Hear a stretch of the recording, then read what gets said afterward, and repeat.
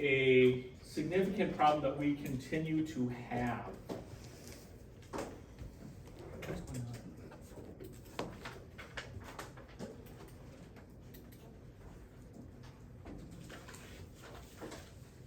Why did it turn off all of a sudden? Why did it do that?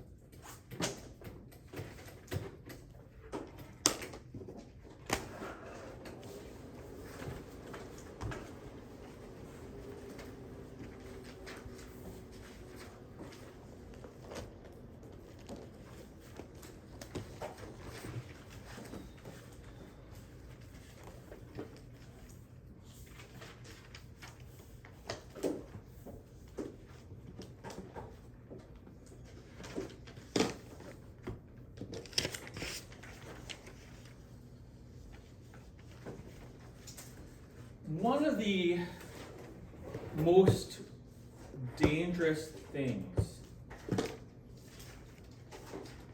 in cardiology, one of the most significant problems that we have in cardiology is cardiogenic shock.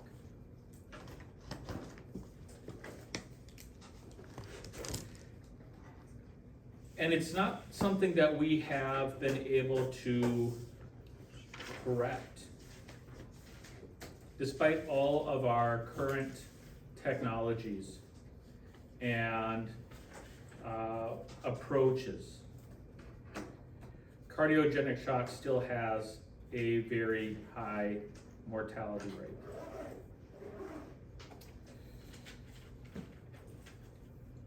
The in-hospital mortality rate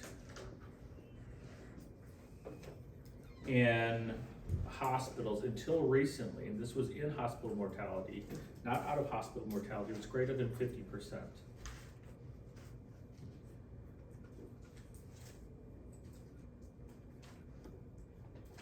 trying to find this.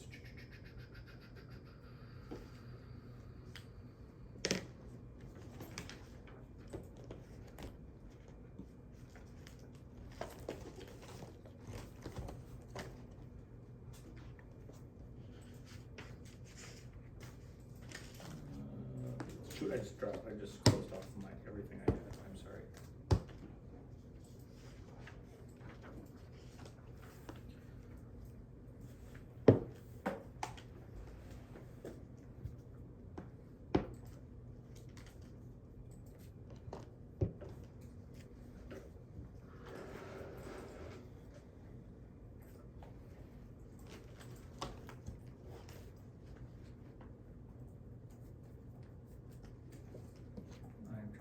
That's what I had, and I have to find it again. I'm sorry.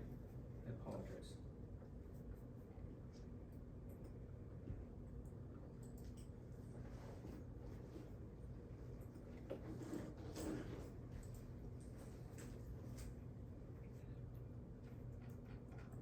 Here it is.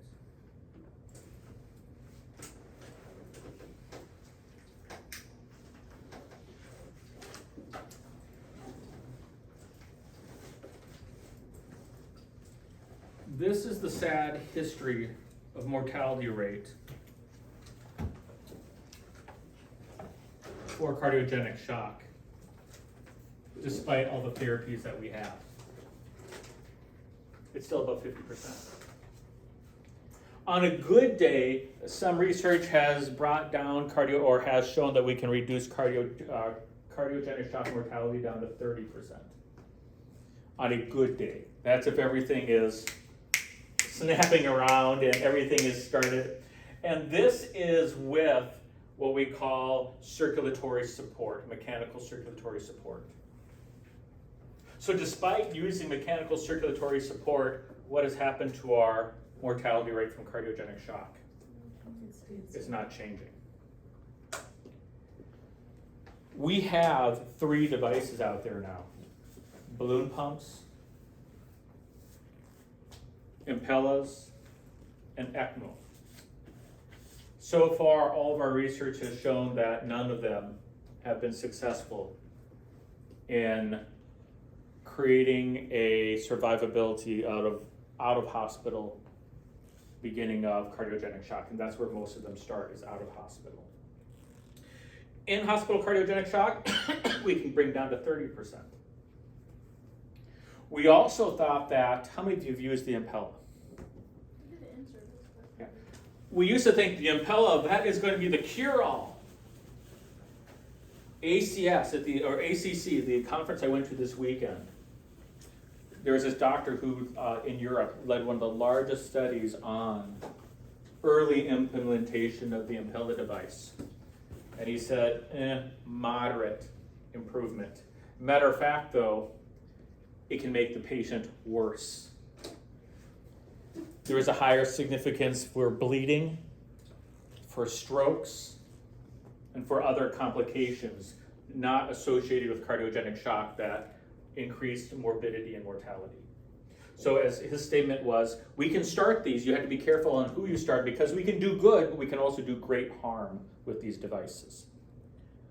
Cardiogenic shock is still kicking our butt. We just are not winning against it. And as the physician at this conference in ACC stated, there's a reason for this, that it is kicking our butt. Because when you're in cardiogenic shock, what is happening? Why are you in cardiogenic shock? Your heart is failing incredibly fast. That is death. We may not be able to ever successfully or effectively change this outcome with our current technologies and our current approaches. It is not changing.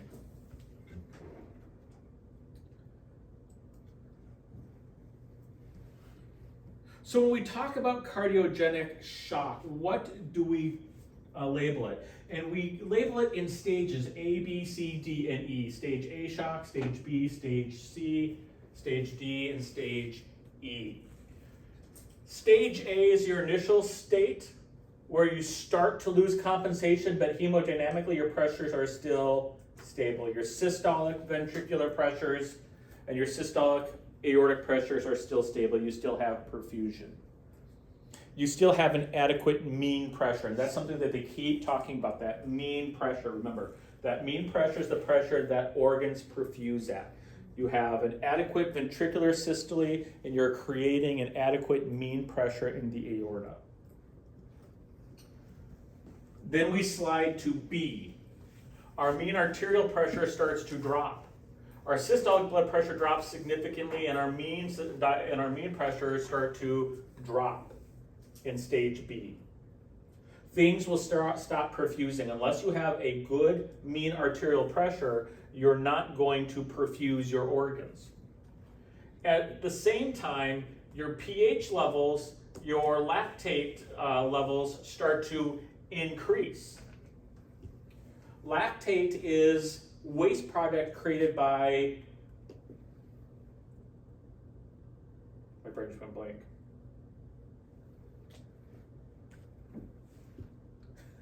Oh, hold on, stroke. She came in, I was a little excited, and all of a sudden, my brain's not going to work. Metabolic? Anaerobic metabolism. When I lose oxygen, your body says, I still got to get the cell to work. It switches from aerobic to anaerobic metabolism, and that's when you get lactic acid. Like when you run really hard, your legs all of a sudden cramp up. That's lactic acid created by anaerobic circulation or anaerobic metabolism. And unless you have effective circulation, you can't wash it away. So the lactic acid, remember, one of the things that causes cell death in the heart is increase in acidity, that lactic acid increasing. And the pH starts to drop. And as you know, we become more and more acidic in our pH. Our cells, our metabolism, as you talked about with blood gases, starts to tank. If we intervene at this point and open up the vessel or change what's causing the shock, we don't need to take any further action according to our research. Then we go into C, and C is, okay, our mean arterial pressure is now dropping to the point where we're not perfusing our tissue. Our lactic acids and everything is going up. and we start to think about a drug or a device. And the devices that we have is a balloon pump, an Impella, tandem heart is kind of like is a surgical Impella, and the ECMO. Okay, we start talking about one device. D, you are in shock. Okay, you are now, you're not just in shock, your body's starting to shut down. Mean pressure is still low. My lactic acid is going way up. My ALT units are going way up. Now, I'm going to be put on 2 drugs to 5 drugs. I'm going to be put on my inotropes, my vasoactives. I'm going to be put on my inotropes, my epinephrine, my norepinephrine, my dopamines. I'm trying everything to increase that blood pressure and increase that contractility as I want. And I need to be put on one of these devices if I am going to survive. E is extreme. We're most likely not going to be able to pull this patient back. When you get to E, you're kind of at the end stage. Likelihood of survivability is extremely low. Your mean pressures are excessively low. You're not perfusing your organs at all. They probably have lost consciousness. I'm very acidic. I'm going to be on all the drugs that I can be on. I'm going to be on 3 devices, and that's not just one of these. It also means probably a pacemaker and something else to try to get my heart going. Most of our patients are out of cardiac arrest. Most of the patients that come to us in that state occur out of hospital. And there's really not much hope. So the question is, this is very less likely to be supported or to be returned to consciousness. But D, C, and B is where our hopes lie. But as we saw in that graph, we're not doing very good at it, okay? So even with all of our inotropes and chronotropes, the epinephrine, the norepinephrine, the dopamine, the dobutamine, the something called Levophed. Levophed is an extreme vasoconstrictor. I don't think they use it much anymore. We used to say Levophed and leave them dead, which means if Levophed doesn't work, if that doesn't bring up the pressure, there's no hope. And we're trying these equipment. Now, these mechanical devices that we're going to be talking about are there to assist the heart in what it's not able to do. So the heart is not able to contract, not able to pump anymore. That's why my systolic pressures are falling. That's why my mean pressures are falling. That is why I'm not perfusing anymore. My heart cannot pump. What's the most common cause of cardiogenic shock, by the way? MI, myocardial infarction. Ischemia and MI is the most common cause.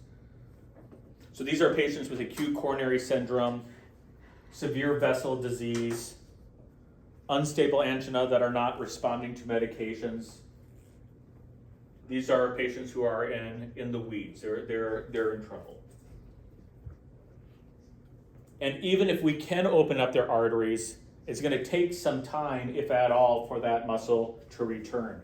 Remember, we talked about the term hibernating and stunned myocardium. Even if we open up the vessel, the muscle could be so ischemic and so injured that it may not return to its contractile state for a while, and the patient can continue to enter on and to progress into cardiogenic shock. So the devices we're going to be talking about are trying to reverse this. And our understanding so far is that we suck at it. It's not working as we had hoped. Impella, we thought this is a miracle thing, and the research that just came out this last week is it's not. Matter of fact, when you start Impellas, you increase the patient's risk for bleeding, for strokes, for other mortalities significantly compared to if you didn't start it at all. So we have to be careful with these devices. Cardiogenic shock is painful. Again, A, B, C, D, and E. Okay? A, B, C, D, and E. SCANI definition is what almost everybody goes by right now. That's what we just looked at there for a second, SCANI. The C, cardiac shock working group. This is by the American College of Cardiology. And this is what I was just talking about a second ago. This was just released, and he said, we're not winning this war. And he said, this is where you go, not applicable. no vasopressor, so type B, you're entering into shock. Fix the artery, don't let them go any further into shock. Type C, you're starting to enter into shock, your mean pressure is going down, get them on a vasopressor, give them on dopamine, get them on dobutamine. Start one of their devices, balloon pumps or Impella or ECMO, start something. On C, get them on two things, get them on norepi, get them on dopamine and start a device. D, you're throwing the kitchen sink at them. Give them on everything that you can, because we're not working. So is the D&E the period where you get most of the sepsis patients? Yes, D&E, if you survive cardiogenic shock. Since you're not perfusing, waste products build up in the blood tissue, waste products build up in the organs, so even if they survive shock, they can go into sepsis post-shock. It's just not a good situation. So what American College of Cardiology and SCA and I are saying is, get them in A and B. If you're at B, you're going to go into shock. Get them into the cath lab, get those arteries open as fast as possible, support them then, and you shouldn't need one of these devices, because these devices have some negative effects. If you're in C already, and your perfusion pressures are dropping, get them on a vasopressor. If you're D, and you're already in the midst of cardiogenic shock, start one of these devices. And according to right now, it doesn't really matter which. Impella will throw a fit for me saying this, but according to ACC this weekend, it doesn't really matter which device you start them on. Get them on something to increase perfusion. It's just that Impella might have the best direct answer than the others. So this kind of is a great picture. It shows us what determines the severity of shock. Mean arterial pressure, vascular insufficiency, cardiac insufficiency, respiratory pressure, pulmonary pressures, ejection fraction, the left ventricular ejection fraction. As these all drop, or as the ejection fraction drops and the mean pressure drops and these rise, we're going into shock. When we get to the organs, when the lactate levels go up, when the urine output goes down, the kidneys are starting to shut off, when they get confusion, you're in shock. Over here, if we initially stabilize them, we open up the artery, hopefully that will change the shock. If not, we're in trouble. If the revascularization does not improve the mean arterial pressure, you're in trouble, because you've now restored the blood flow. That tissue that you restored the blood flow to is stunned or hibernating. You got to do something, you're in trouble. You look at the lab values, look at the C-reactive proteins, look at those inflammation proteins. If they're still elevated, you're in trouble. Okay? Hemodynamic support. Give them vasopressors. Give them inotropes. Okay? Vasopressors are norepinephrine, epinephrine, things that will constrict the blood vessels. Inotropes, dopamine, or epinephrine or norepinephrine do that. And give them that MCS device. Give them that mechanical circulatory assistance. MCS stands for mechanical circulatory systems. Get them into one of those devices. The first device that we're going to talk about is Impella. And I start with this device because it's actually easier to understand what it does than balloon pumps and ECMO is. It's the easiest one to understand why we do it. But when we're done with this, I'm going to show you the risks that are associated with this device. How many of you have seen somebody started on this, or have you seen them use it, even if you weren't in the room? Okay. Almost every lab has a Impella device. You probably have seen them used less than we used to, because we've started to come to the realization that maybe they're not as effective as we had hoped. Although I'm sure the Impella people would take me to town for saying that, but the ACC came out with a really harsh statement on its effectiveness. Was that? Yep. Yeah, you can do a lot, but ACC has stated that we might be causing more harm if we're not selecting our patients appropriately. So this is what we're going to try to do with this. Okay, so first of all, I want you to show you that, watch this video. This is how the Impella works. So it is a catheter, a pigtail catheter that actually has a rotating impeller propeller on it. And when it is activated, what happens is the impeller device sucks blood in and pushes it with a propeller all the way out to the distal end into the aorta. This is called ventricular unloading. What we're trying to do is we're trying to take the blood that the ventricle, remember, if the ventricle is failing, what is it unable to do? What does that term mean, failure? Ejection is not. Ejection fraction is down. That's what failure means. Ejection fraction has gone down, and thus my cardiac output has also done what? Gone down. But failure is all about ejection fraction. Did you have a question? What did you say, ventricular unloading? Unloading. Unloading, yep, very good. And what happens when we go into failure? The term failure really means your ejection fraction is decreased. And remember, that means I have more blood left in my ventricle than I should. And if my ejection fraction is decreased, what's happening to my stroke volume? Decreased. It's worse, maybe.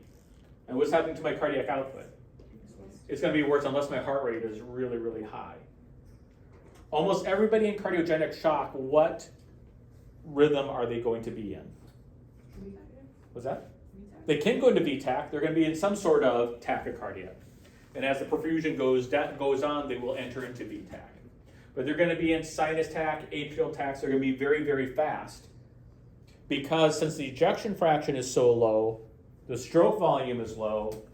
And in order to try to compensate for the stroke volume being low, what does the heart do? Stroke volume times heart rate, so it beats faster. So what we're trying to do is we're trying to help the ejection fraction. The ventricle isn't able to unload itself naturally, so we're trying to suck the blood out of the ventricle and inject it into the aorta in ways that the ventricle cannot. And how we do it is we turn on this propeller, the device turns on, there's a propeller inside, and that device sucks the blood up and propels that blood all the way up the catheter out into the aorta, unloading the ventricle. The ventricle is still allowed to beat on its own. The ventricle's intrinsic rhythm is still there. Does the Impella make the heart go faster? No. Does it make the heart go slower? No. Does it increase the contractility of the heart directly? No. It may help it as there's less blood there. The ventricle, remember Frank Starling's law has the star in it.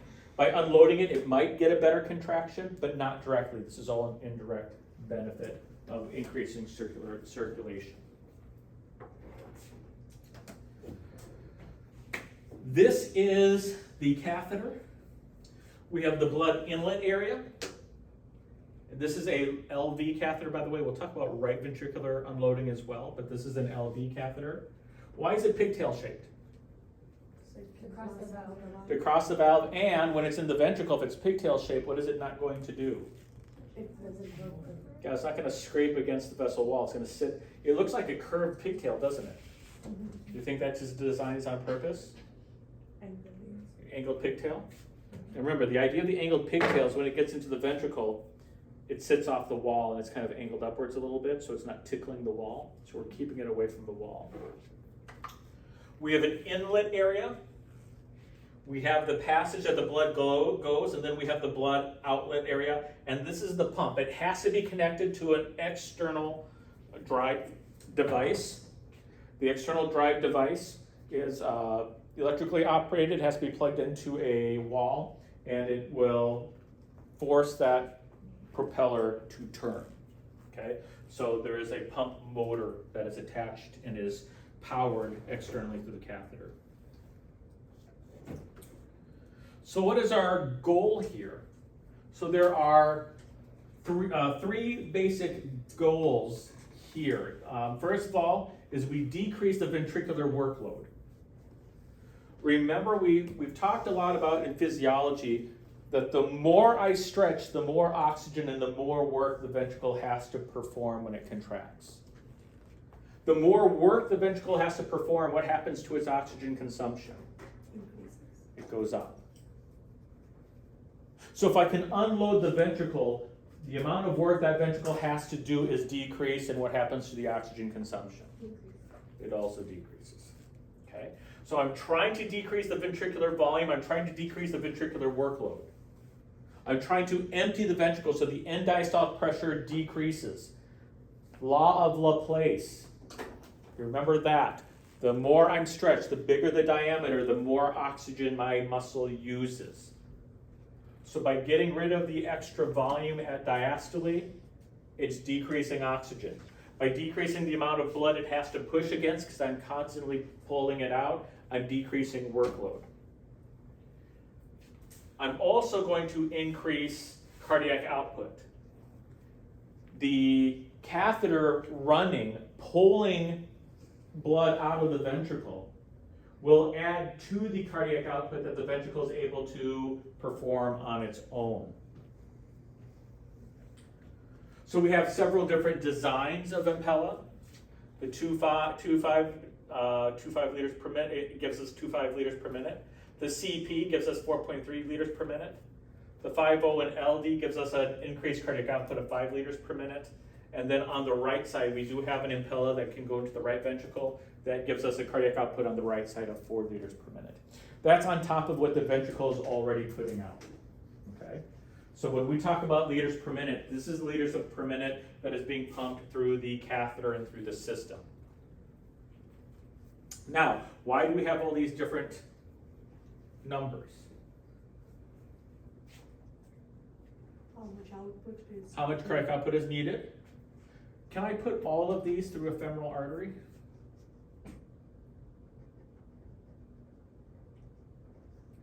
Yes, not the LD. Not the LD, and the 5.0 really can't either. These require surgical implantation. The 4.3 and the 2.5 are through femoral. So there's a limit because these can be up to 9 French in diameter. And so you need about a 10 French sheath system for this to work. So this is a big, big piece of equipment. And in the 5.0, it becomes even larger. We're talking surgical implantation. So these videos over here are basically telling you what we're trying to do. We're trying to unload the ventricle, increase the flow to the body, and also increase flow down the coronaries. If I'm getting more blood out of the aorta, more blood will then go down the coronaries as well. So we're increasing coronary perfusion, we're decreasing oxygen consumption, we're decreasing workload of the heart, we're increasing circulation.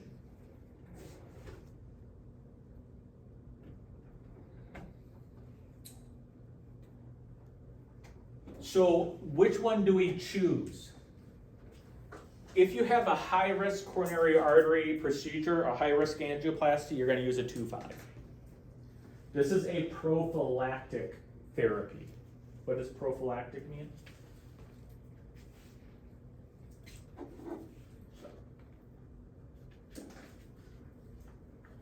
It's a prophylactic therapy. What does prophylactic mean? Temporary. Just in case, yeah, preventative.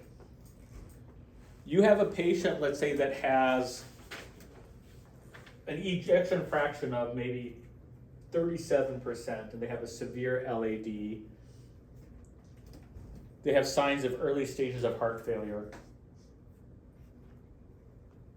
Their mean arterial pressure is okay right now, and their lactic acid levels are okay right now. So are they in shock yet? No. But if I stress out this heart, what could I do to this patient? I could push them into shock very easily. So to prevent that from happening, I will insert an Impella 2.5 during the procedure and maybe during recovery to prevent the patient from transitioning into shock. What was the rate that you said? I'm sorry? What was the rate that you said that means like for like preventative? Prophylactic? Is that the word you mean? Yeah. Yeah, prophylactic. Prophylatic. Prophylactic. Preventative. Now, if you're already in cardiogenic shock, and I'm trying to rescue you, you come into the hospital in cardiogenic shock. Your mean pressure is low. Your pulses are weak. You're blanched. You have lost the coloring in your skin. You are very dusky looking. Your heart rate is really fast. These are all visual signs that you could be going into shock. You're losing the coloring of your skin. Your pulses are weak. Your heart is fast. You have severe chest pain. You're on the early A stages and maybe even the mid stages of cardiogenic shock. I'm going to need to do an angioplasty on you to stabilize you, but as I'm stabilizing you, you can shift further into that shock process in the meantime. Think about what I'm gonna do to the heart cath. I'm gonna be adding more contrast, which does what to the heart? It's gonna make it work harder. It's gonna stress it out. Contrast is thick. It's gonna make it work and use up more oxygen. I'm gonna inject this contrast down an artery that is already causing ischemia. What does contrast not have in it? It doesn't have oxygen. So if I'm injecting it down an ischemic artery, that muscle is gonna become even more ischemic, which means I run the risk of pushing this person into shock further. So if you come to me in cardiogenic shock, we will probably be starting an Impella 2.5 or one of the larger Impellas, a 5 or an LD. Okay, we're gonna push it a little bit higher. And if you're in right heart failure, severe right heart failure, we don't give the right heart the respect it needs. If you're in right heart failure and the right ventricle can't push blood through the pulmonary system, what's not going to come back to the left side? Oxygenated blood. Remember, what goes out comes in.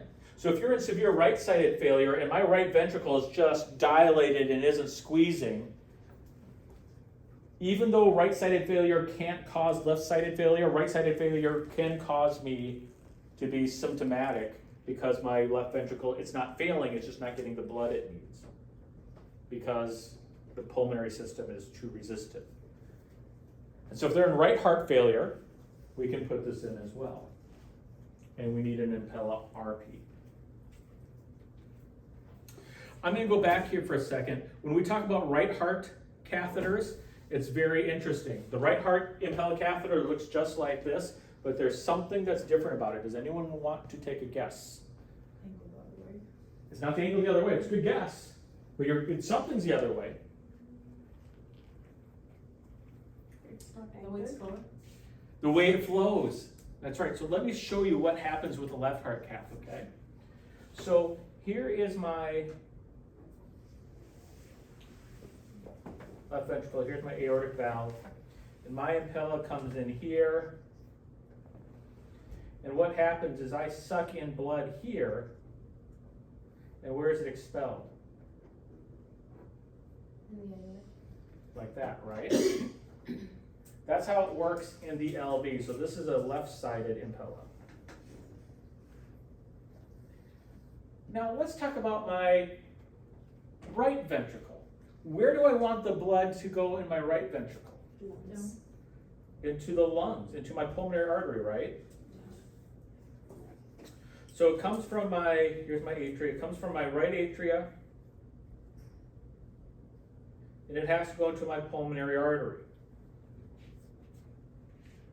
Now notice here, I was sucking in near the pigtail catheter, and where was I ejecting out? In the air. In the body, right? What would happen if that was set up the exact same way here? If I sucked in here, where would my blood be ejected? Into my right ventricle. Is that the direction I want my blood to go on my right side? No. So the right-sided catheter, the impeller inflow and outflow is backwards. So we have two different catheters. Here the blood flows in here and out through the aorta. Here the blood flows in here through the right ventricle and out to the pulmonary artery. So in the right impella, we eject out at the pigtail side. In the left impella, we eject out in the catheter body side. But their idea is the same way. And notice it is, this one is a 2.5. And yes, this is, oops, help if I showed you. Yes, the catheter diameter is 9 French, but I need a bigger sheath because the drive unit is 12 French. For our 5.0, the drive size is a 14 to 16 French. So these are very large catheters, which is why when we go above the 2.5, they need to be surgically implanted. Yes? Do they normally pre-close it before? Yes. Yes. Just like what we saw with the TAVR devices, they'll put the per-close in around this as they insert it to prepare for pre-close. So the LD and the 2.5 are or the 2.5 and CP are femoral approach. These require more of a surgical approach. The 5.0 and LD, they're very large diameter. LD stands for large diameter. How to keep it from kinking, making that tight turn in the RV? It's, if we go back here, it's amazing. If you ever get to touch one, this is very flexible. It's very flexible. It's surprisingly flexible for what it has to do. So that is a good question. Oops, where am I? Okay, so who do we start it on? And that was a question that we had this weekend at the last weekend, American College of Cardiology. Who do we use it on? Okay. If they just have complex coronary artery disease, that's not enough. There's too much risk here. If they just have diabetes, that's not enough. If they have already signs of left ventricular failure, that's not enough. The culmination of all of these is kind of your sweet patient.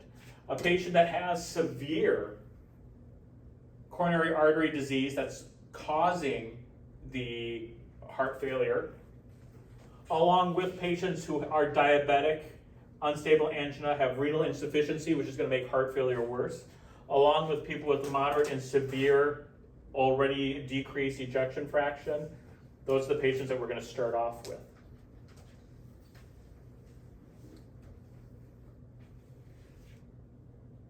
So patient factors that we have to be aware of: surgical inability, heart failure, advanced age. Surgery won't touch these patients. We're going to be dealing with more of those patients than surgery will be, so we might be utilizing this in more cases. Decreased EF, and then of course, complicated lesions. Now, in this American College of Cardiology conference that we had last weekend, another thing they said is, if you're going to start an Impella on the left side, don't start it if their right-sided system is not sustained. Doing a left-sided heart failure, doing an Impella on a person with just left side, with a left and right-sided heart failure, does not improve outcomes, is what they have found, and we'll talk about that later. There are some negative effects to that, and they don't know why.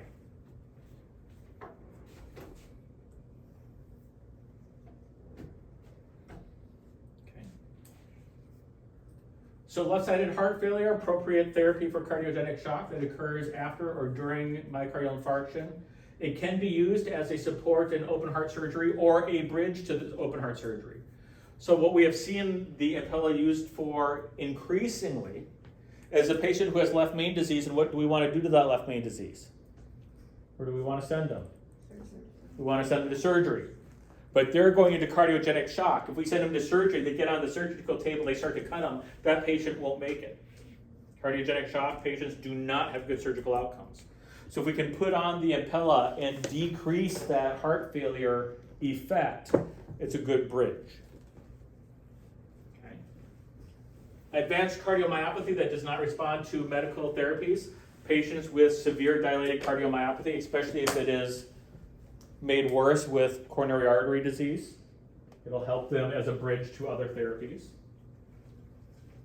And you can use it with balloon pump therapy as well, but more and more we are not. We used to think the more therapies we give a patient, guess what would happen to their heart failure outcomes? It'd be better. So if we put them on an Impella and on a balloon pump and on ECMO, they're going to be better because we're throwing the kitchen sink at them. And it turns out that the results did not show that. That's not true. Doing more does not necessarily mean that they have better outcomes. Okay. Right-sided failure, if necessary, this is usually found, we see this happen more with surgical patients. So we don't really do right-sided Impellas in the cath lab so much directly.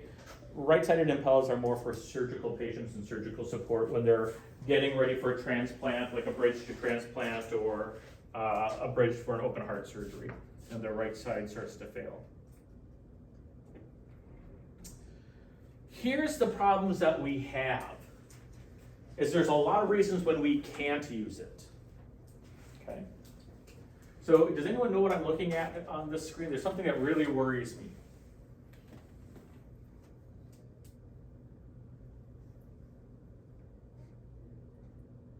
Oh, let me play that again. There's something here that really worries me. Something that just doesn't look right. see a valve in between? Well, there is a valve. We're seeing the valve here. This is the right. This is the left ventricle we're looking. This is the parasternal. It's at an odd angle. Does anyone know what this is? This little jiggly thing right here is? Nope. That's papillary muscles are over here. Here's the choriotendidae papillary muscle. What is this jiggling thing right there?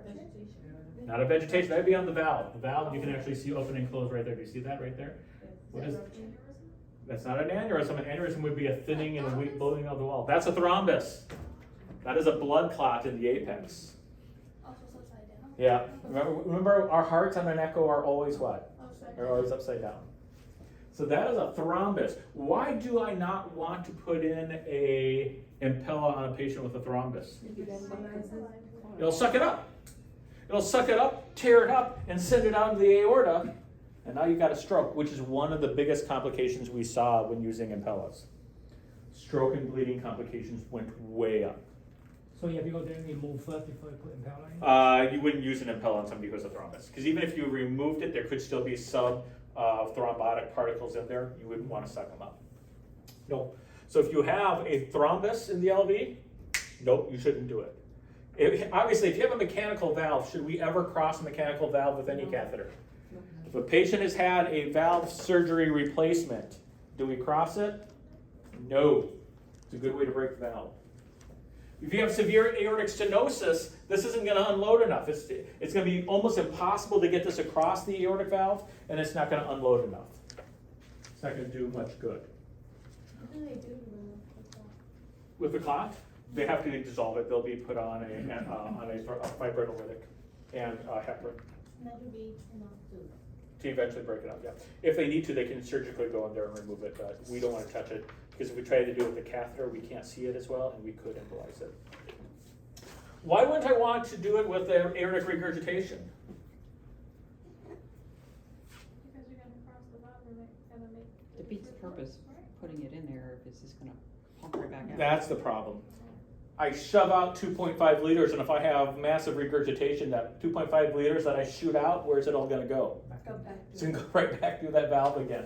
So if you're in cardiogenic shock because of the regurg, an Impella is not going to help your situation at all.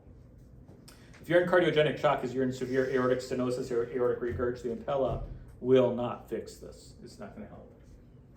Why severe peripheral vascular disease? Well, it tells you right here. Yeah, you can't get it to it. If you can't get to the heart, is this going to help? No. How about an ASD or a VSD? Same thing, What do you mean same thing? like your blood would be flowing between the, Well, that's right. I suck it out of the left. What's that gonna encourage? The right foot. I'm gonna encourage blood coming from the right ventricle to come in here because path of least resistance, right? If I'm sucking it out, and let's say there was an opening here. If I'm sucking it out of my Impella, the pressure and the volume in my left ventricle is actively sucking blood in. You're going to suck it across that VSD or that ASD. You're going to increase and you're actually going to shift it from a left to right shunt to a right to left shunt because you're going to actively encourage it to shunt across. Why not an LV rupture? internal bleeding. With an LV rupture, where's all my blood going? It's going out into the pericardial space. Will sucking blood out of the ventricle stop that from happening? Could this make the rupture worse? Yes. The Impella? Yeah. Absolutely could. It could. If the tissue's still soft, you can make it even worse. So not there either. And then tamponade.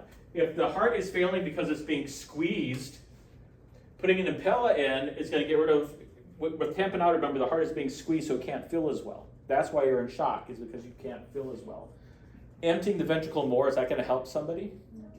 Because it's not helping the ventricle fill, it's not going to do an improvement, so tamponade would be out.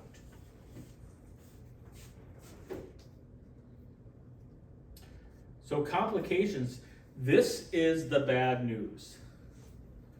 This is the bad things that happens with Impella. Limb ischemia, vascular injury, having to repair the peripheral vasculature from these very large sheaths has become problematic with the Impella use. It can damage your aortic valve. If you're not careful with positioning it, and putting it across. If the catheter shifts too far in and the opening of exit is near the aortic valve, you could damage the aortic valve. If it gets caught up in the chordae tendineae or in the papillary muscles, you could damage the valve closing. Bleeding is a significant problem with this. Patients have a significant increase in bleeding complications with this device. What is thrombocytopenia? Clots everywhere. No. Thrombocytopenia. Penia means what? Low. Low. Thrombocyte is a what? Clot. Not clot. Thrombocyte is a what? Blood cell. What type of blood cell? White. Nope. No. Nope. Playlist. Platelet, it's a platelet.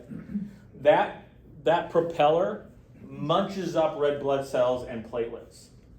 It is not uncommon to see patients' RBC and hemoglobin levels drop with prolonged use of Impellas, because that propeller just munches up platelets and red blood cells. Cardiogenic shock can be made worse if you use it in the wrong person. And cardiovascular CVA and stroke, cerebrovascular accidents and strokes increase because thrombocytopenia. It can activate clots. It can subclot that you may not see out there. It can lead to significant problems. So this is not the panacea we thought it was. It can make patients worse. So once it's in place, you need to do these things. You need to check the distal pulses because they can lose. These are such large sheets, 12, 14 French sheets.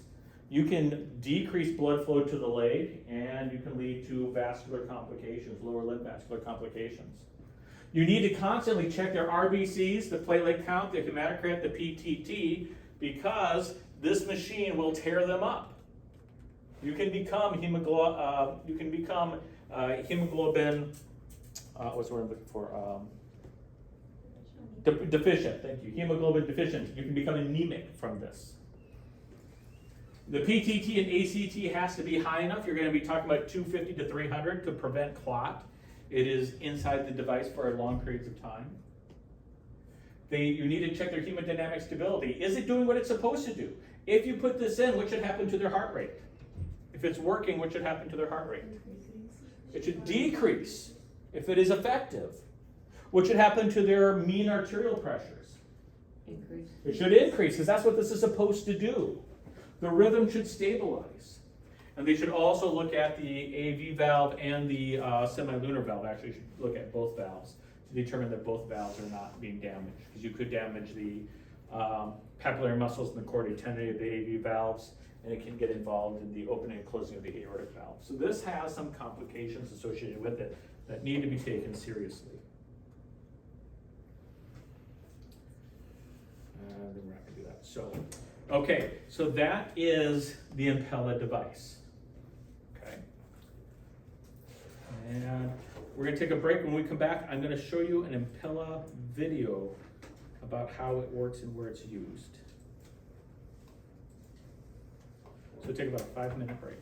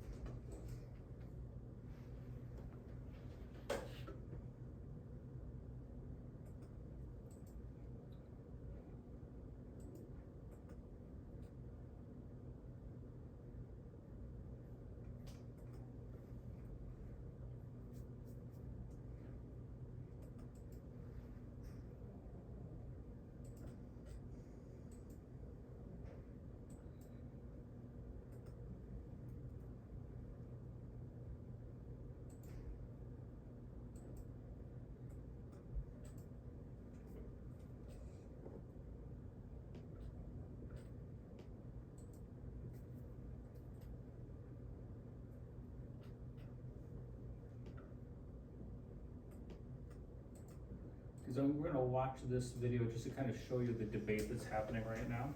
Cause I like showing recent discussions about what we've been talking about. Hopefully you'll hear this. I'd like to call on Dr. Lindsay Zilia to up front. Thank you so much for giving me the opportunity to ask bailout MCS or no MCS, U.S. perspective. So MCS is mechanical circulatory systems. I apologize if I speak a little quickly. So this was nicely discussed in a previous talk, but I did just want to point out that high risk and complex may We're travel talking about the together, but they are A2E, indeed not the that same. We're pyramid talking is about these A2E. patients. We're And we talking just about saw this patients right that here, fall this into is what they previous say. This is what they say is ideally to use for a MCS, for Impella, and for everything else.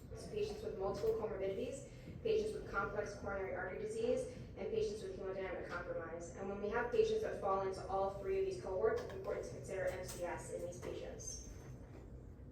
So why might MCS improve outcomes after high-risk PCI? Number one, it allows for complete revascularization.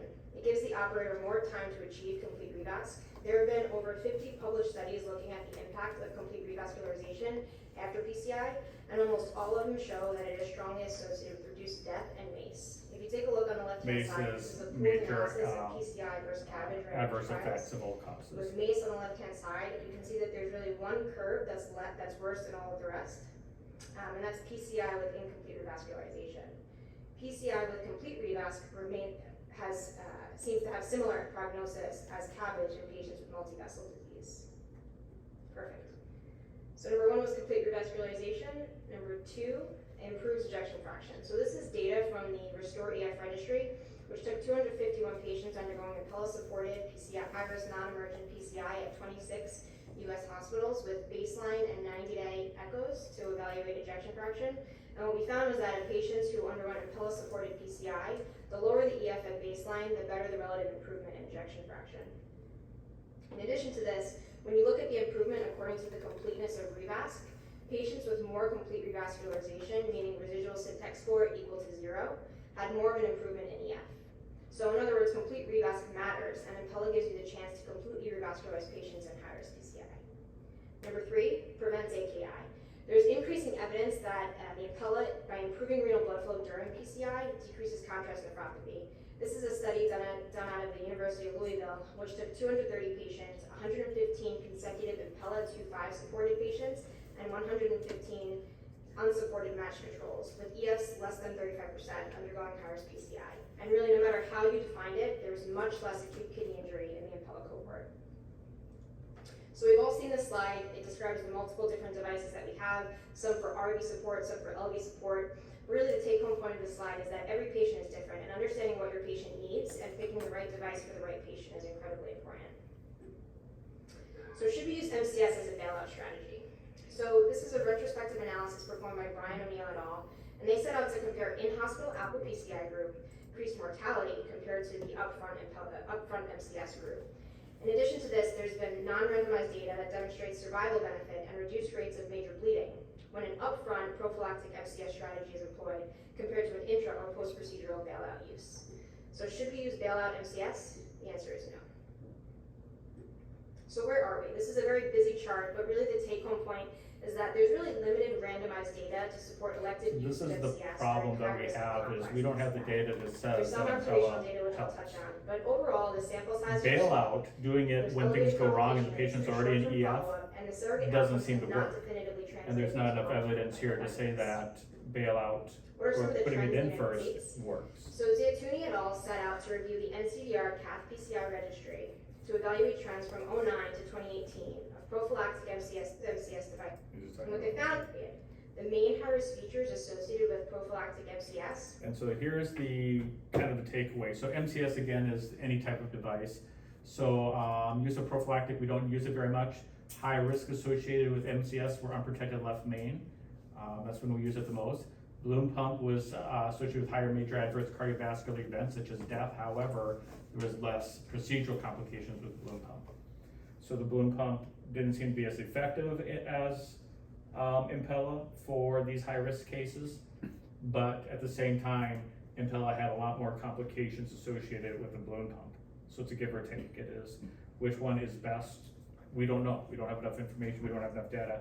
And there's really not a lot of proof that says that this is effective. And this is just balloon pump versus Impella. There's a lower risk of problems post-procedure with Impella. But when we look at sepsis and things like that and stroke, Impella unfortunately loses out on most of those. So I won't go through the rest of this, it just kind of talks more about the statistics. So, the Impella isn't, this device that we have isn't panacea. It is not perfect. It is not everything it's cut out to be. We thought this was going to solve cardiogenic shock, and yes, it has some better outcomes than other treatments. It's very hard to start, it's complicated to utilize, and it has a risk of the patient having bad outcomes post-procedure. So, what is our other approach?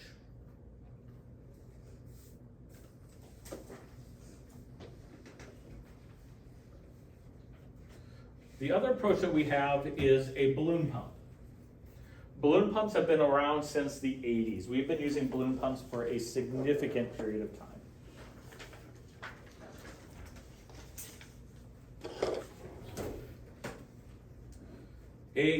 It's also known as IABP, or intra-aortic balloon pump. This is a balloon that goes into the descending aorta, and it is designed to assist the heart, especially a cardiogenic shock heart, with unloading. Its goal, it has some of the same goals as Impella does, but it does it less directly. It's an indirect mechanism and how it achieves that.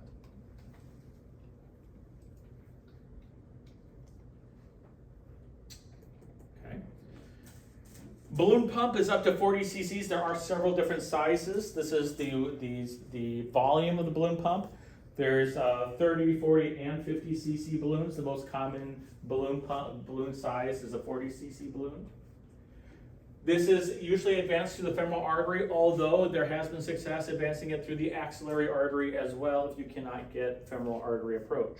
Axillary artery means we put the patient's arm up here and we access the axillary artery. It needs to be a fairly large artery because the sheath is anywhere from a 6 to a 10.5. It depends on the size of the balloon. A 30 cc balloon is going to be smaller sheath size than a 50 cc balloon. So if you can't use a radial, you can't really even use a brachial, this requires a fairly large femoral or an axillary approach.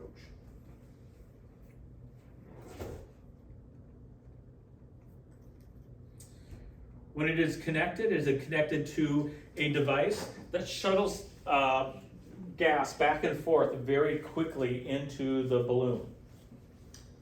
The gas that it shuttles back and forth is helium. It uses helium, not hydrogen. Why don't we use hydrogen?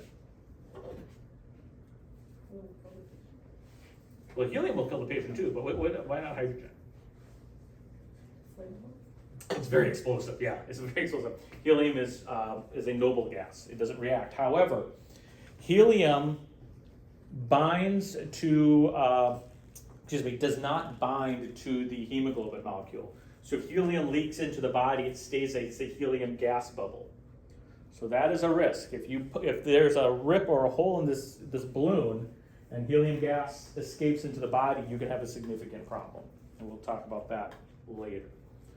The reason we use helium gas is this gas has to be able to shuttle back and forth very quickly. As soon as the ventricle starts to contract, the balloon has to go down. As soon as the ventricle relaxes, the balloon has to inflate immediately. So it has to be a gas that's light enough that it can shuttle back and forth in and out of this balloon with ease. And the only gases that are light enough would be hydrogen, which is the lightest gas. We would not suggest it unless you wanted to turn the patient into a bomb, or helium, which is a noble gas. It is designed so that it's inflated immediately when the aortic valve closes. So when the aortic valve closes, this balloon wants to be inflated. And it deflates immediately right before the ventricle contracts. So right before the ventricle squeezes and the valve opens, this balloon has to deflate immediately.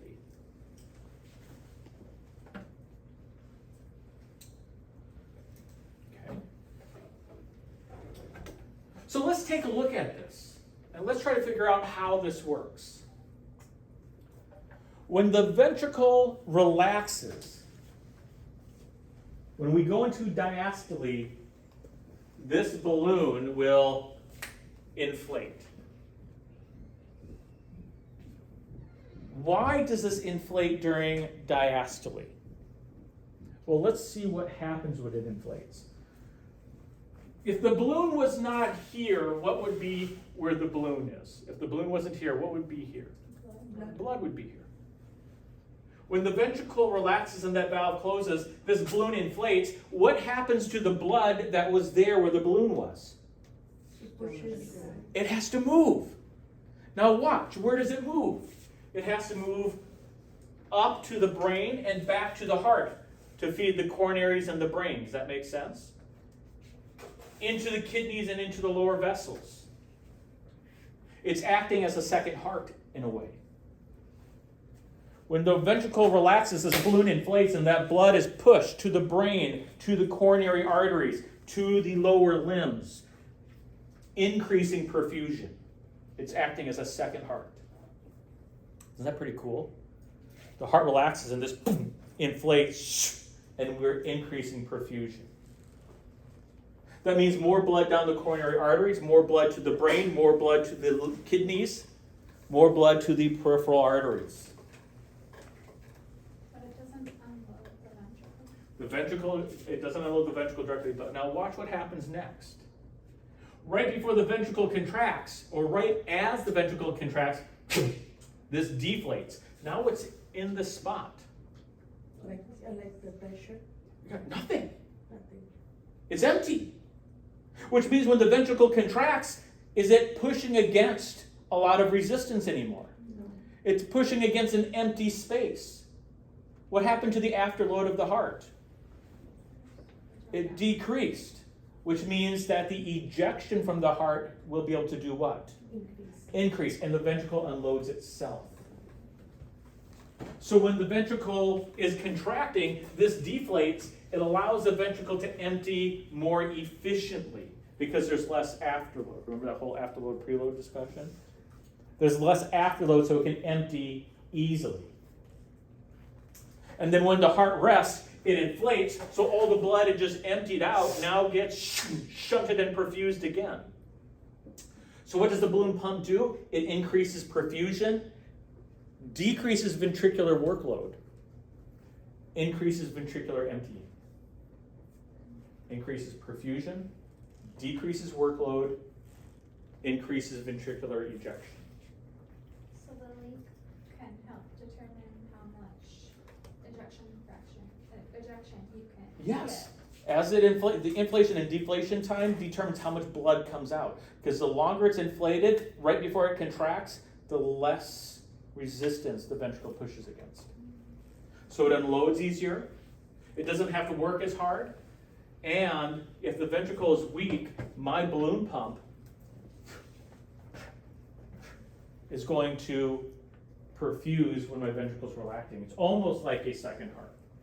But if there is a leakage, won't it? Well, we'll talk about that in a second. That's bad. That's bad. This is not, you can't see it either, okay? This is not better. It's the Impella goes in the ventricle and directly pulls the blood out. This is more of a passive approach.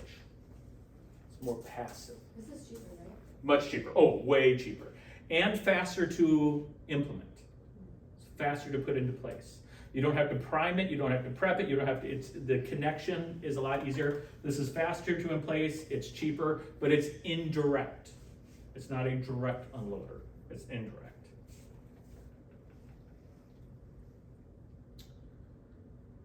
So this is the benefit. Inflation as the valve closes increases diastolic blood pressure because I'm pushing blood out of the way. I increase perfusion of the coronaries because some of that blood, when it inflates, some of that blood is going to be pushed back to the heart into the coronaries. And it's kind of a neutral effect. There is some increased cerebral perfusion. It's not as great as we would hope, but it has some increase in peripheral perfusion. Remember, that's all determined by the blood vessel vasotone in your brain. But it increases cardiac output because as the heart relaxes, it inflates and it pushes more blood to the organs, increasing the perfusion of those organs. In systole, it decreases afterload. When the ventricle contracts, boom, it's easier to contract, and therefore it reduces how much oxygen that the ventricle uses. It decreases workload. So a lot of the same goals of Impella, but this is passive. This is a balloon that's put into the system and inflates and deflates. The ventricle is still doing most of its own work. It's not going into the ventricle and actively unloading it. The ventricle is still doing a majority of its own work. This is just assisting the ventricle in performance of its work. Whereas the Impella is actually going in and pulling the blood out.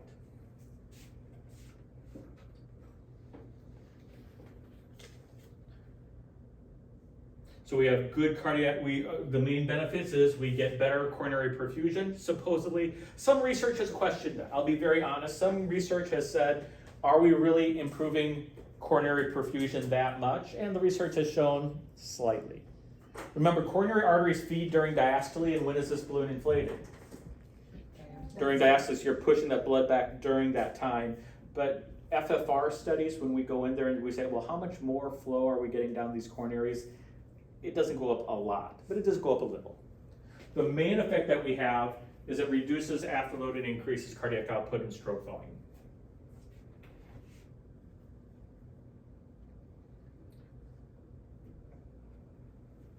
Kind of the same thing here. Okay. Now the other thing that is angioplasty. Before the angioplasty, it's not going to fix the problem. So if you have a blocked artery that's causing you to go into cardiogenic shock, that increased blood flow down the coronary arteries is not going to increase past that blockage, because that blockage is restricting blood flow even in normal. So it's not going to do that. It doesn't fix angioplasty. So I can't put a balloon pump in you and say, you don't need angioplasty anymore because this balloon pump will push more blood down that blockage. That's not how it works. It doesn't do that at all. It doesn't function that way. But it still does reduce reduce afterload and increase cardiac output. Okay, goes back to that. So when is it indicated? What do you notice a lot of these indications? Same as They're almost exactly the same as the Impella. Okay? Except there's one that you don't see in Impella. Riot virus cabbage. Severe MR. The amount of mitral regurgitation is going to be dependent on the difference in the pressure between the aorta and the left atria.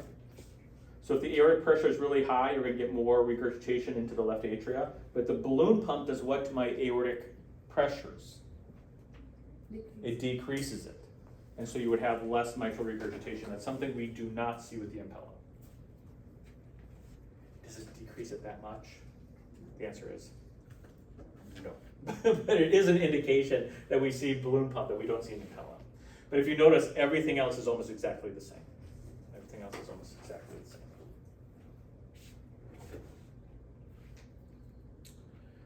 Contraindications. Severe aortic pathology. If you have an aortic aneurysm, especially in the ascending or descending aorta, you don't want to use the balloon. If you have plaques in the aortic arch, you don't want to use this balloon. What would this balloon do to that plaque? As it inflates and deflates, it would break it off. If you had an aneurysm, that sudden increase and decrease in pressure, that vibration in the aorta, if you have an aortic aneurysm, what will happen to that aneurysm? It'll rupture. That's something we don't see with Impellas.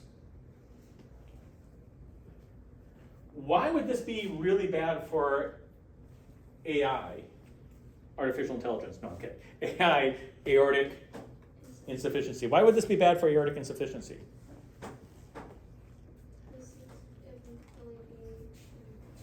See that? Let's go back and look at this. If I had severe AI when this balloon inflated, remember all that blood that was here? Where would all that blood go? Back into the ventricle, which would defeat the whole purpose of putting this balloon pump in. So if you have an aortic aneurysm, aortic stenosis, aortic abnormalities, or if you have AI, you shouldn't use it. Okay. This says relative severe peripheral vascular disease. How are you going to get it in? Mild AI. I would say if I had mild, moderate, or severe AI, don't use this on me. This is going to make it worse, even with mild AI. And triple A. If you have ascending aneurysm, it's a definite no. If you have, or a dissection in the aorta, it's a definite no. If you have a triple A, you really shouldn't use it either. Again, this is a problem we do not have with the Impella. You don't have to worry about aneurysms as much. What's the triple A? Abdominal, aortic, aneurysm. It doesn't mean that if the patient has American Automobile Association coverage for their car, you can't put this in. It has nothing to do with that. This is abdominal aortic aneurysm. So this is the indications right now in current practice as of 2001. These have not really changed since 2001. I just looked them up today. These are still the most common uses for balloon pumps. However, balloon pump usage has gone down. Why has balloon pump usage gone down?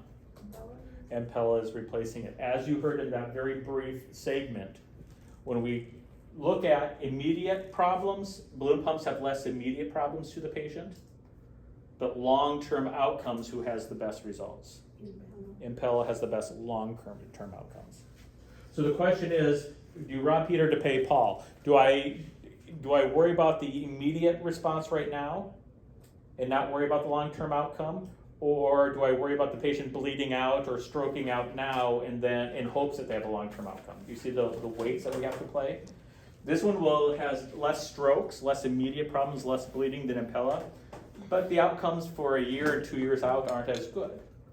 Impella has a much higher risk of stroke and bleeding problems during the procedure, but several years out have a better outcome. So the question is, which one am I worried about right now? And that's why she said we have to pick and choose. It just depends on my patient. And you can't switch from a balloon pump to Impella, or? You shouldn't, because during that switch you put on extra load onto the heart. So once you start, you should not switch. It doesn't mean that they don't, it doesn't mean that you can't. It just means that you should utilize the one that is appropriate. If you notice, bleeding is very low. Bleeding from Impella is up to about 10%. So bleeding is very low. Limb ischemia on Impella can be up to about 5%. Balloon leak is a problem, but on all devices, if it senses a balloon leak, even half of a cc, the system immediately shuts down. The system can measure how much helium it pushes out and how much helium comes back, and even the slightest percent difference, the system will shut down because of the risk that helium has inside the body.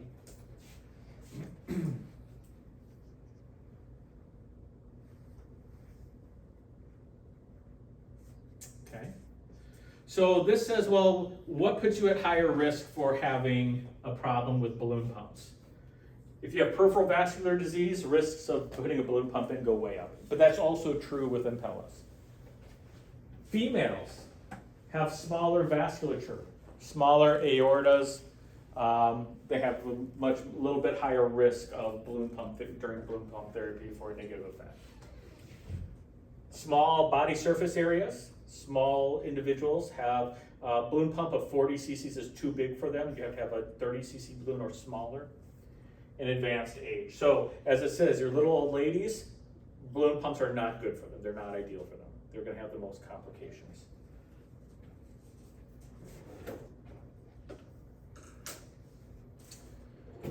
So how do we insert this? Just like everything else, we choose a groin with the strongest pulse. If you're going to use a balloon pump while you're doing angioplasty, the balloon pump usually goes in the left femoral artery, so you can do the angioplasty in the right. If you're doing it through radial, it doesn't really matter. Okay, if you're doing radial, it doesn't matter where you put the balloon pump. Matter of fact, doing a radial approach with a balloon pump is a lot easier than doing a femoral approach with a balloon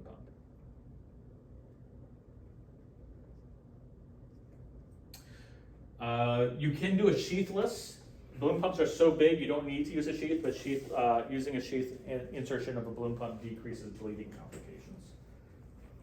Unfortunately, it does increase your risk of your bleeding. Let's say you don't do angioplasty, you still put on the left or you put on the right? You can put it on the right in that case. Okay. How do you advance it? So you advance the balloon pump under fluoroscopy.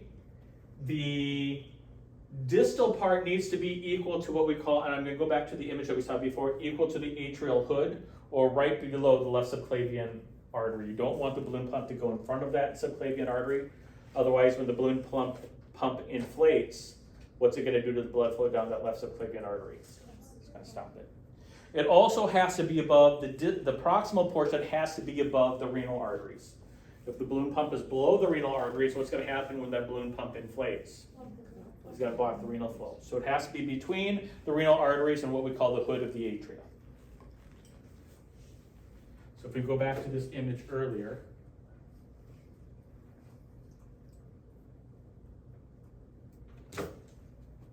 has to be below here, kind of equal to, the atria would be up here, because this is the ventricles, the atrias are here and here. It has to be equal to the hood of the atria below the left subclavian and above the renal arteries. The balloon pump has to fit in that spot right there, otherwise you're going to cause problems.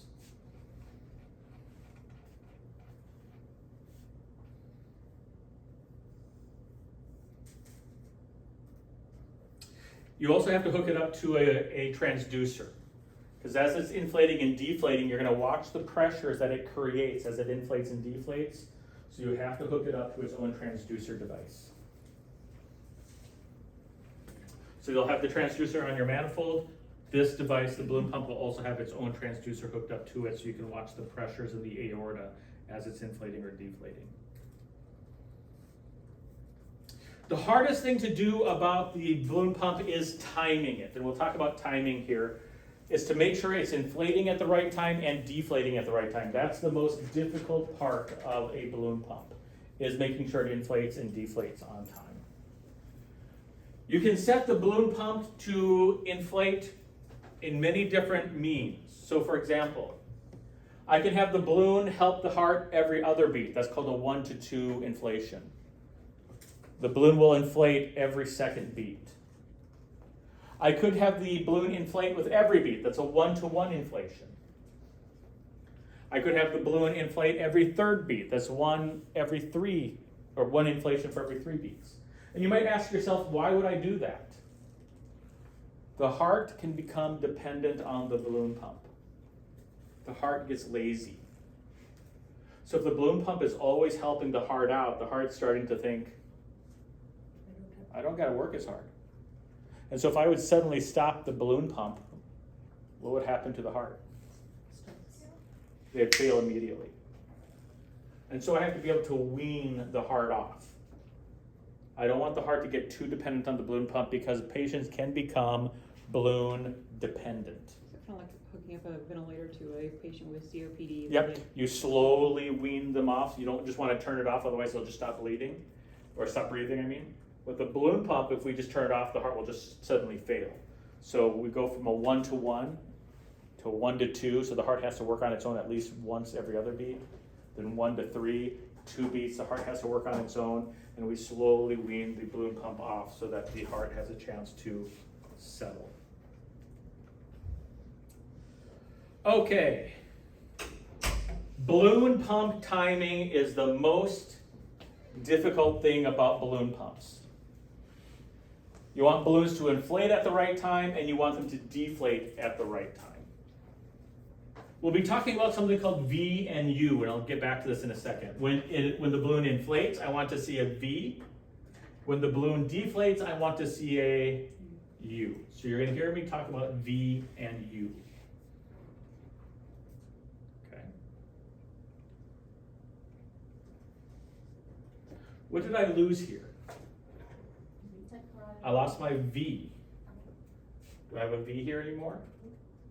Matter of fact, I kind of have an M shape there, right? That's what we call inflation too early, and I'll go through that separately here. If I have an M, I inflate too early.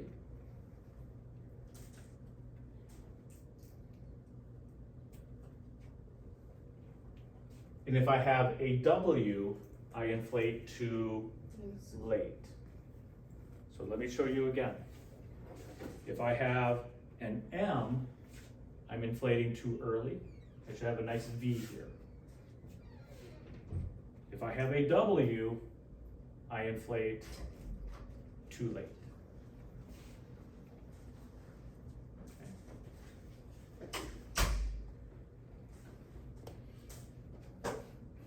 And I'm gonna go over to my screen here for just a second. Go to my paper here for just a second.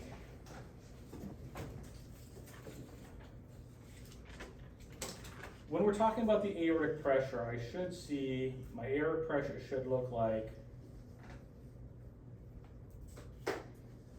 that. Does everyone agree that's kind of like my normal aortic pressure?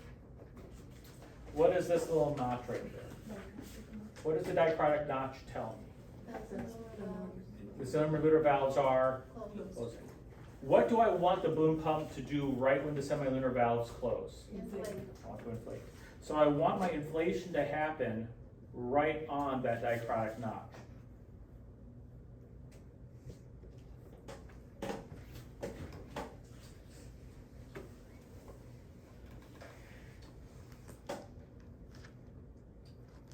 What happened right here? Why did my pressure start going up suddenly right there? It's when the valves open. That's when the valves open. Do I want my balloon to stay inflated when the valves are open? No. Now let's think why not. If the balloon is inflated and the valve's opening, what is the heart pushing against? The balloon. It's pushing against the balloon. Is that a lot of resistance? Yes. So before the valve opens, what do I want to have happen? Deflate. So I want the inflation to happen at the dichrotic notch and the deflation to happen right before the pressures rise. If that happens, if I inflate me right at the dichrotic notch, when the balloon inflates, what's that going to do to the pressure in my aorta? It's gonna increase. It's going to go up because the balloon takes up space. So when the balloon inflates, I have a V. It should inflate right on the dichrotic notch. What would happen if the balloon inflated too early? I want the balloon to inflate right when the valves close. What would happen if the balloon inflated before the valves closed? That would create the M. It would create it, but what would happen to the heart? Why would that be bad? The blood would not be able to flow out. The valves are open, the balloon inflates. Now the ventricle's trying to push blood out and the balloon inflates while the ventricle's still trying to eject blood out. They can't close. Regurg. It's going to close immediately and the heart will fail. What am I trying to get the heart not to do? Fail. So if I inflate too early, this heart's going to fail. I'm going to make the patient worse. And as that balloon inflates, the blood will rush off. So what's going to happen to the pressure? It will go down as that balloon inflates. The blood will slowly meander off to the heart and to the lower limb. And then what is the aorta going to do?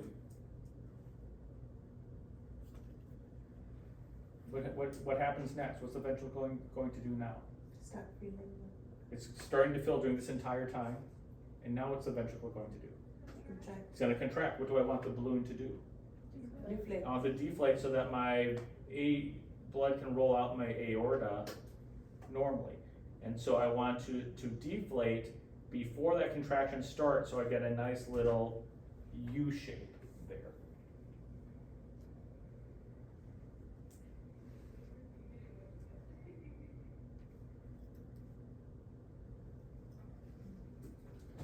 This increase in pressure, we call it as the balloon augmentation. What does augmentation mean? Magnification. Increase. So that bump right there is the increase in pressure by the balloon inflating.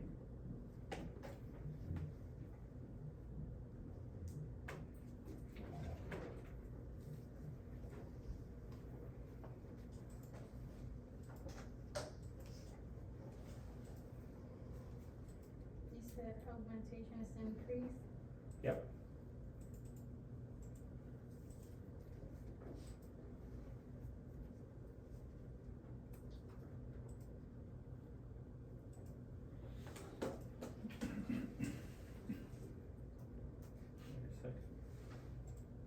There we go, that's what I wanted you to do. About time.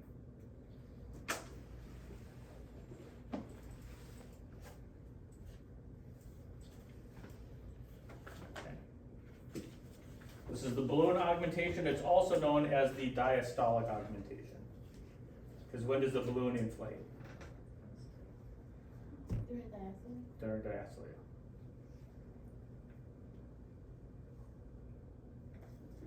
Okay. Now the interesting thing is, let's say I don't have the balloon inflate. What will happen on the next beat? What I should see is my normal aortic pressure if I don't have the balloon inflate again. But my aortic systolic pressure should be lower than my natural aortic systolic pressure was.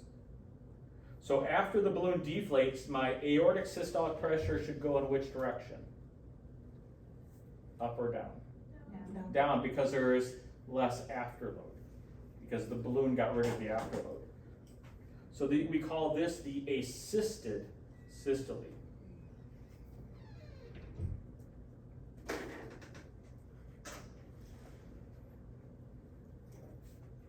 So the systolic pressure after the balloon inflates is called the assisted pressure. This would so this is balloon augmentation, deflation, assisted systole.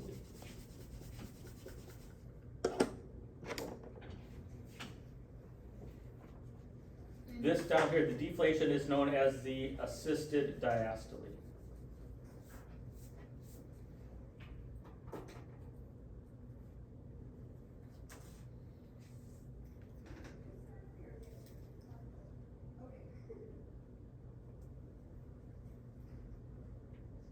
So inflates, balloon augmentation. So it inflates, balloon augmentation. It deflates, assisted diastole, because there's nothing there anymore, the pressure's low. The ventricle contracts and pushes blood out into the aorta normally, assisted systole.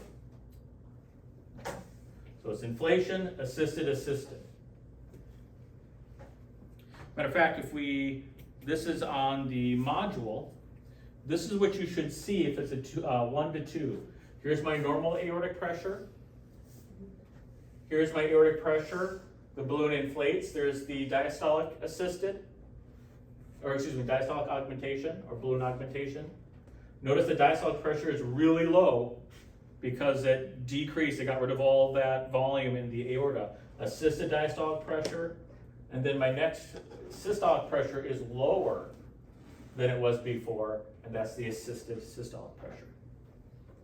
And so you have this V and U look. If you have the V and U look, that is correct timing. Does that make sense? I'm trying to inflate it to help get a second contraction out of my aorta. I deflate to allow my aorta to rest and have less blood in it, and that allows my ventricle then to eject blood out a lot easier. That's the whole idea of the balloon pump.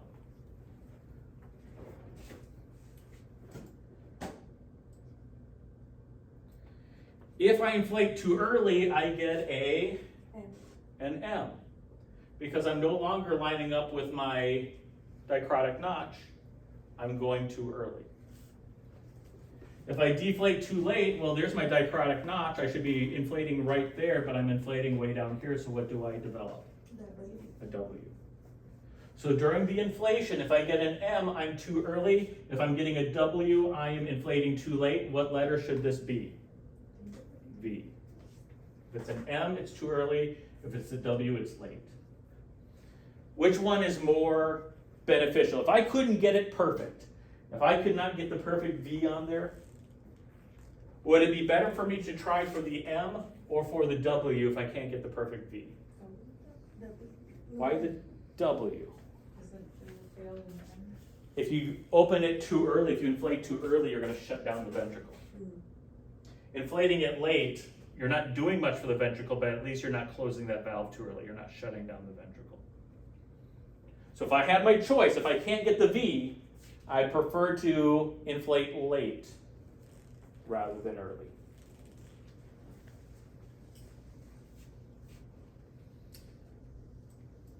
So with deflation, it should be a nice U. If I see, what would you call this?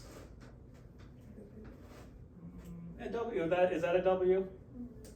I don't know what letter this would be. Crooked check mark maybe. If you see this crooked check mark here, that is deflating too early. Because what happens is the balloon deflated and then blood returned back to the aorta. Does that make sense? The ballooning deflated and then blood returned back into the aorta, and so you're not getting as good of a release. So if I inflate too early, I'll get this weird shape. Now if I inflate too late, I get a V shape.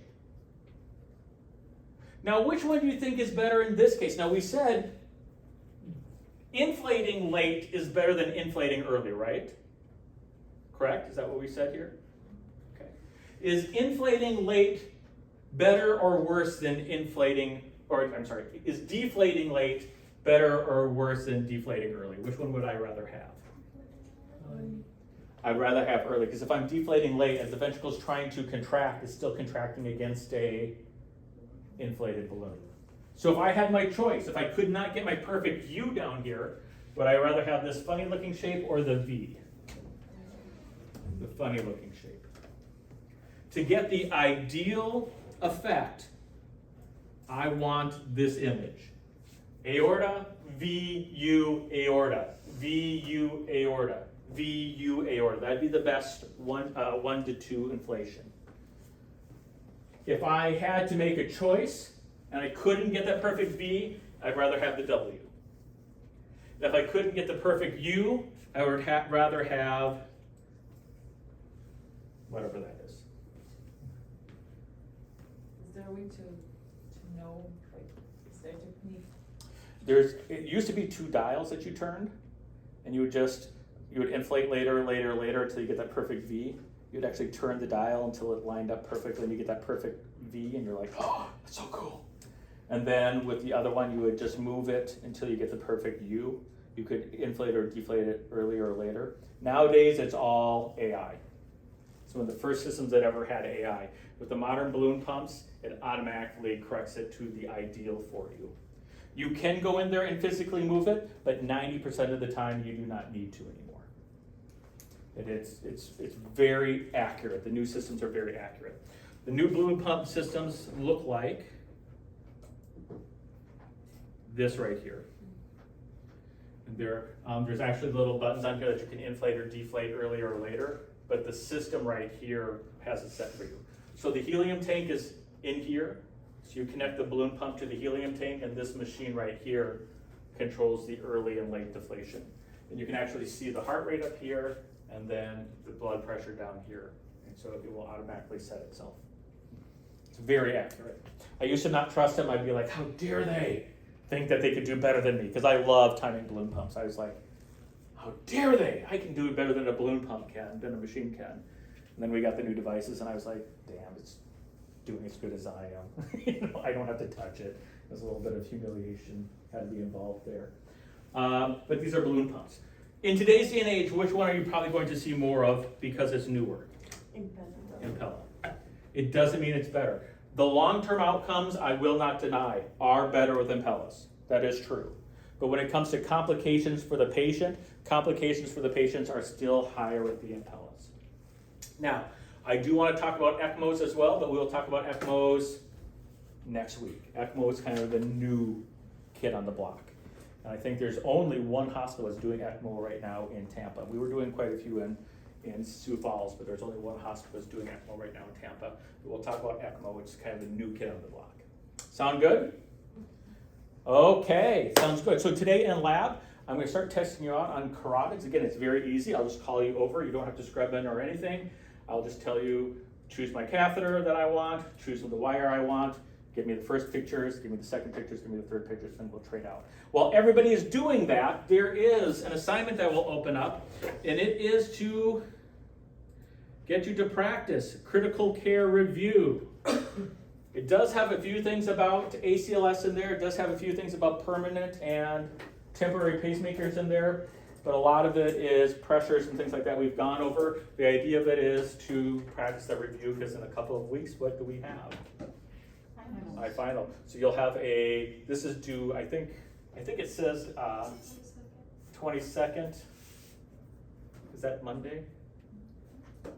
I wanted it to be due next Tuesday, but I'll change it to next Tuesday.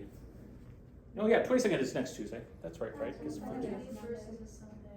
Oh, that's right. So I'll have to change it. I meant for it to be due on Tuesday, because the other ones are due on the 22nd. This will be due on Tuesday. But as I bring people over, you can start working on this as well as the other assignments that we have. Sound good? I will meet you guys all downstairs. Good job. After lab, because it's going to take you about 2 hours. Okay. It takes about an hour and a half to 2 hours for the people who took it. So there's not enough time right now. Okay, I will see you guys